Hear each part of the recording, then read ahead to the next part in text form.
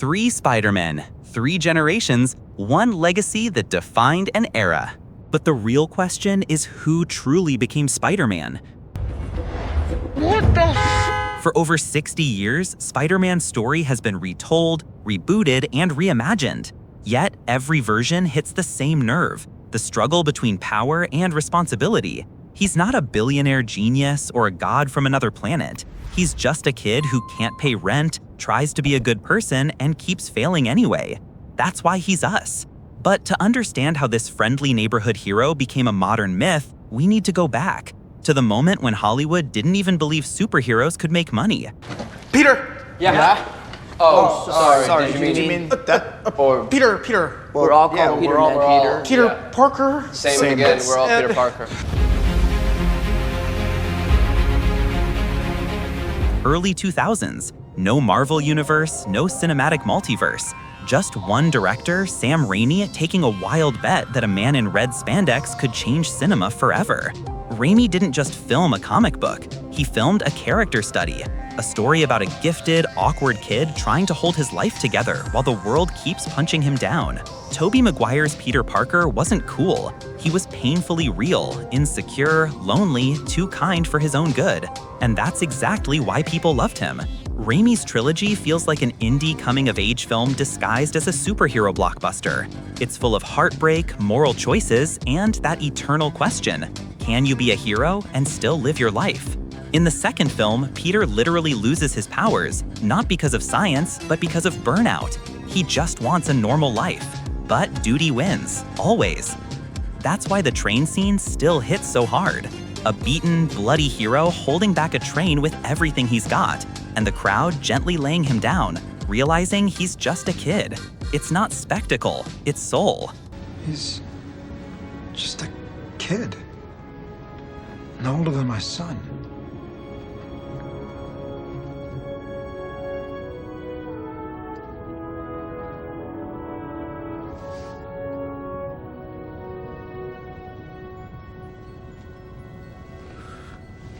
But Raimi wasn't afraid to go darker.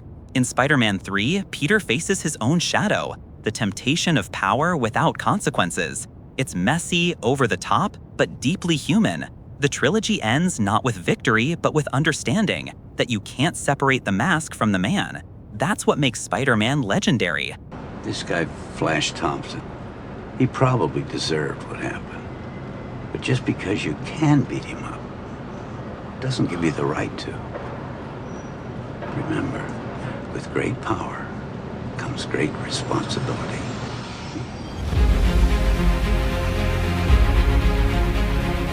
After the success of Raimi's trilogy, everyone thought the story was over. But Hollywood never lets a hero rest. Sony hit the reset button, again. A new Spider-Man, a new tone, a darker, colder New York. Andrew Garfield Spider-Man wasn't the shy nerd anymore. He was smart, quick, sarcastic. A kid who fought his pain with humor.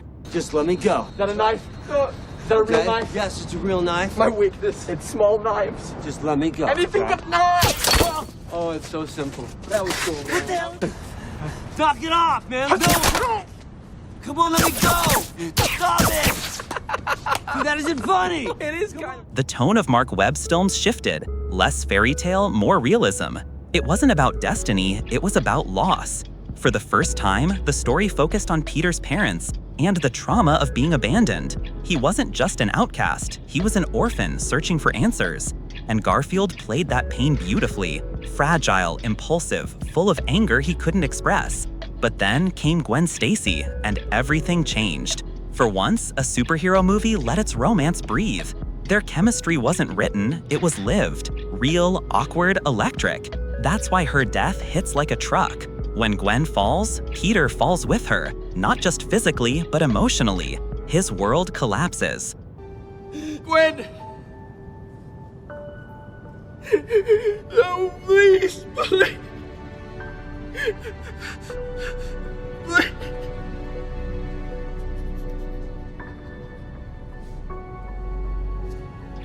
For the first time, Spider-Man doesn't save the girl. He loses her, and that failure defines him. Webb's films weren't perfect. Too many villains, too much studio control, but they gave us something new. A a Spider-Man who hurts. He's angry at the world, at himself, at fate. He's still fighting, but you can tell he's broken inside. And that's why his return in No Way Home became the loudest cheer in theaters. Because when he saves MJ, he's not saving her, he's saving himself. One redemption, 15 years in the making. Are you okay? Yeah, I'm okay. Are you okay?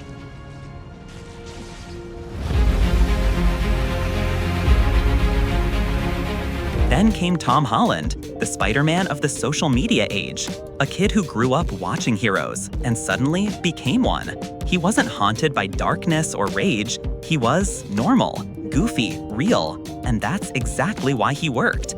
Because this generation doesn't need a perfect hero, they need one who feels like them. Holland's Peter isn't about revenge or guilt, he's about growing up in a world that keeps changing every second.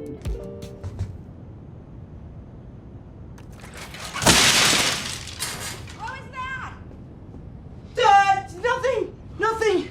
You're the Spider-Man from YouTube. I'm not. You were on the ceiling. No, I wasn't. Ned, what are you doing in my room? Man, let me in. You said we're gonna finish a Death Star. You can't just bust into my room. Tony Stark is his mentor, not Uncle Ben, because our world changed too.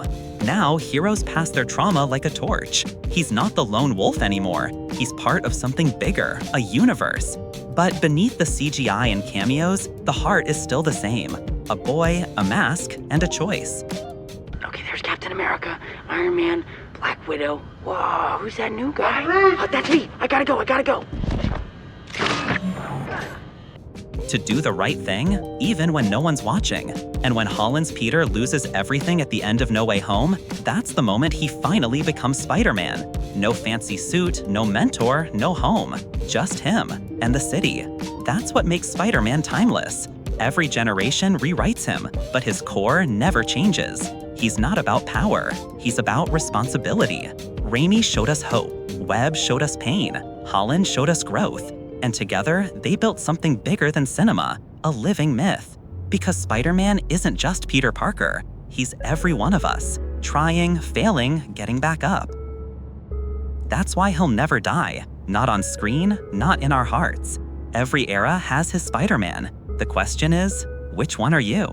Don't forget to subscribe, drop your comments, and hit that like button. See you soon!